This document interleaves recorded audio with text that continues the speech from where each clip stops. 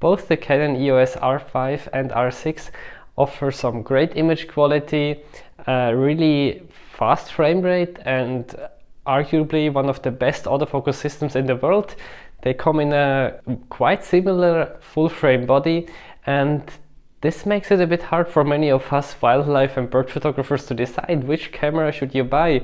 On one hand, there is of course the R5, which is a bit more a higher class with more megapixel, a more robust body, and so on. On the other hand, the R6 offers a lot of features and is considerably less expensive. So which one should you get? I need to say I did not spend a lot of time with the R6. I had it in my hands for a bit, but not so much. But first of all, I have used the R5 for quite a while now, and second of all, when I bought the R5, I had to go through all these things as well in my mind. So, and since I still get the question quite a lot, I thought I would just share with you what my thoughts are on this.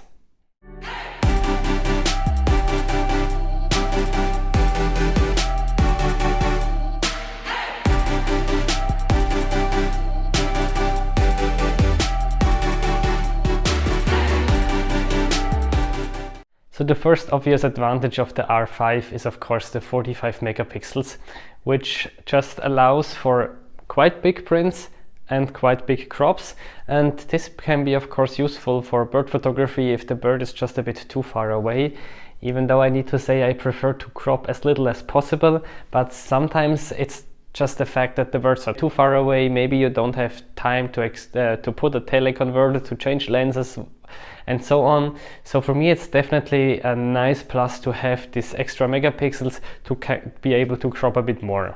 That being said, the really high-end professional cameras, back then the 1DX series and now even the R3, they are also in the 20-24 megapixel range, and most professionals don't complain about this. I see many bird photographers with these cameras. Personally, yeah, I prefer a bit more megapixel, but I think you can also have some quite nice results with the R6, especially if you don't crop too much or don't really print big on a regular basis. Another thing that was quite important for my decision was actually the body of the R5, that I just prefer a lot over the R6.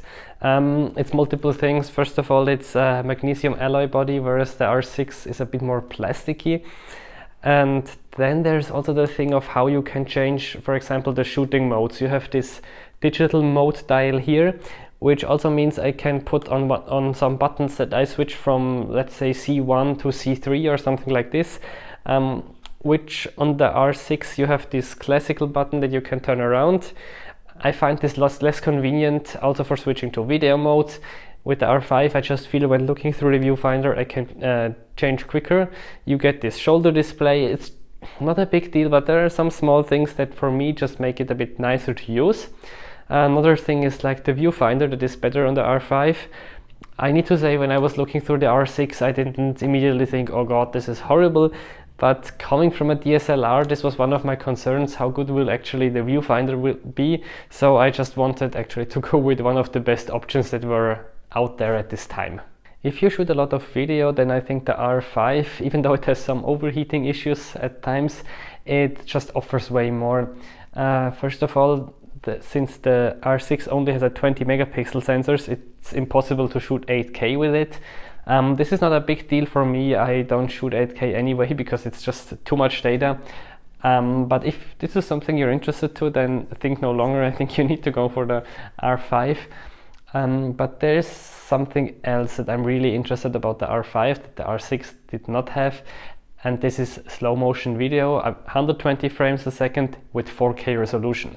In 4K, this R6 only offers up to 60 frames a second. And for slowing things down, it can be birds in flight, it can be fighting animals, birds that are cleaning themselves. I really like these 120 frames per second. I would really miss them, I think, on any other camera. Then there are also a few things that are kind of neutral, where I don't think one camera has a clear edge over the other, and one of these things is the card slots. So the R5 uses a CF Express and an SD card, whereas the R6 uses two SD cards.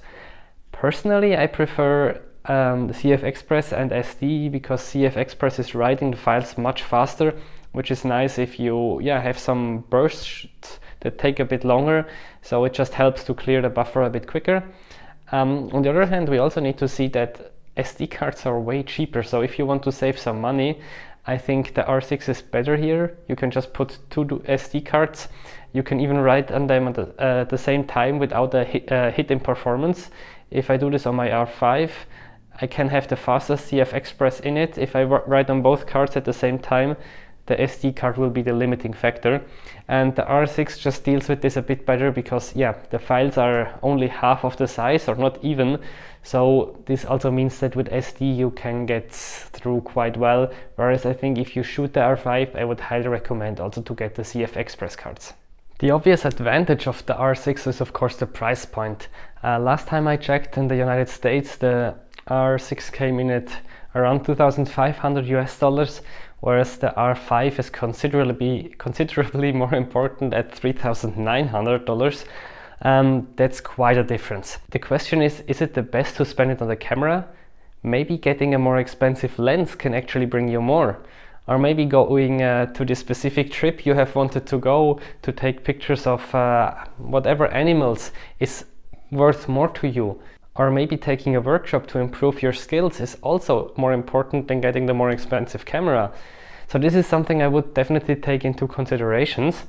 And then there is one more thing that is kind of important. The R5 has kind of huge files with these 45 megapixel files. And when I came from my 5D Mark IV with 30 megapixels to this 45, I felt a bit of difference. It was not terrible, but I felt a difference. Then when I edited some files of the R6, I realized how quick everything is going again. So if you have rather a bit an older computer, you might need to upgrade it actually to have like a smooth and nice experience with the R5. This can cost quite some money additionally.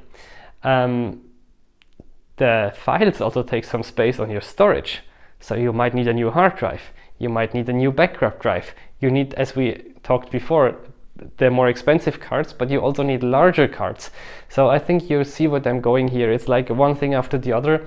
So yeah, this is something I would really take into the consideration. It's not only the $1,400 dollar price difference in buying the two bodies, it's also what follows. Finally, I did not do this test on my own, but I saw some studio tests on the internet that the R6 actually, due to the bigger pixel size, has the edge when it comes to high ISO performance. For me, this would not be the biggest deal because where it really takes over the R5 is I think around 3200 ISO or something like this. And to be honest, I mostly shoot between 800 and 3200 ISO. I don't shoot often at 6400 and more. But if you're really working a lot in dark environments, I don't know, maybe the rainforest or forest in general, or you take more pictures of deer or any other mammals in twilight situations, then this might also be a quite important consideration. So these were the pros and cons that I see with both cameras, and these were just the things that went through my head when I bought the R5. And yeah, I don't know, in the end one important thing was really this megapixel thing. Maybe it's a bit stupid, but I was sometimes quite happy about having the ability to crop a bit more. I was by then already used to the 30 megapixels of my 5D Mark IV, and somehow going to the R6 felt a bit like a step back. And also, yeah, the feeling of the body and everything, it just felt like going a tiny step back. And with the R5, I know it was kind of a step forward, even though it was more expensive. But I know quite some people that are also very happy with the R6. So I think it's also a really nice camera, and I would really consider what are your needs. And yeah, to be honest, I think in the end price is a really important factor. And both cameras offer really a super good autofocus system, superb image quality. They're both quite fast, so I think you can't go wrong with either anyway.